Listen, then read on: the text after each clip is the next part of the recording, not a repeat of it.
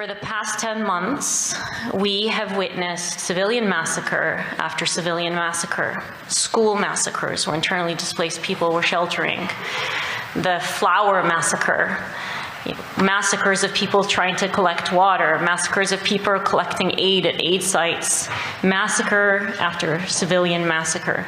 Entire families exterminated in one single bomb. Humanitarians, healthcare workers killed, and journalists killed in record numbers.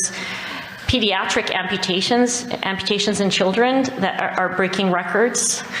Over 17,000 children who have lost one or both parents since October in Gaza.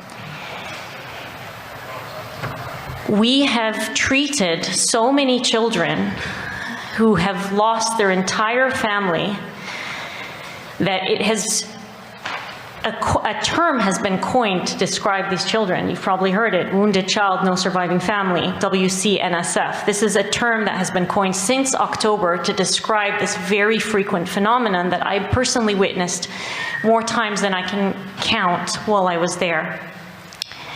For children, I have held the hand of children who are taking their last gasps because their entire family was killed in the same attack and couldn't be there holding their hand and comforting them and could not bury them thereafter. For the children who I treated who were discharged, and survived, they face a Russian roulette of 100 ways that they will likely and potentially die when they leave the hospital due to the circumstances incompatible with life that have been architectured by this military assault. Direct bombing, starvation, dehydration, disease. Alarming reports of the first cases of polio in Gaza right now. Polio is a potentially deadly disease that causes paralysis, including paralysis of the muscles needed to breathe. That has been eradicated for decades in that region. There's been a polio vaccination campaign that essentially has eradicated the disease from the majority of the world, and now we're seeing cases emerging in a area of the world that has a healthcare system that has been completely and entirely annihilated.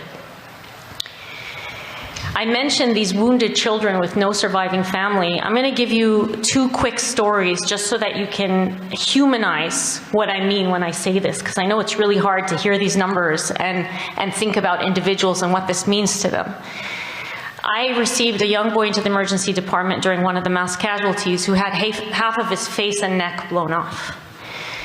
Luckily, the organs that are vital for breathing and blood supply to the brain were preserved. They were visible, but preserved.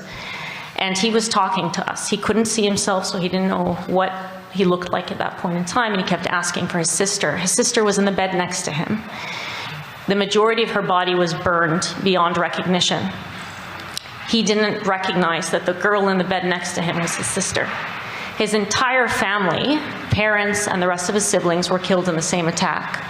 That boy survived, and the next day I went to see him, a very young plastic surgeon, one of the few remaining plastic surgeons in Gaza, because the others have either been killed or have fled, understandably, had removed part of his chest and created a graft to cover those vital organs of the neck.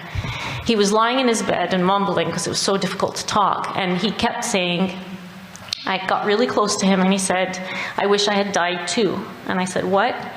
And he said, I think my entire family has gone to heaven. Or it's not my entire family. His exact words were something effective. Everybody I love is now in heaven. I don't want to be here anymore. That is one of so many stories.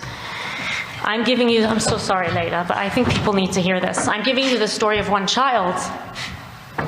One of my healthcare worker colleagues, a young nurse, one of the most dedicated nurses I've ever met, was trying to evacuate a patient when Al-Shifa Hospital was bombed from north to south. He carried that patient, was eventually called by Israeli forces, not by name, but by uniform. You, the person in scrubs, come here. He was subsequently detained for 53 days.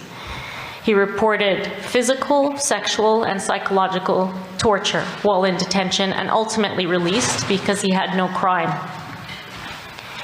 After he was released, he worked constantly Because one, he was so dedicated, and two, he suffered from severe insomnia from the trauma of his detention. He was always in the resuscitation room of the emergency department, cleaning out sand from the eyes of people pulled from under the rubble, trying to comfort them.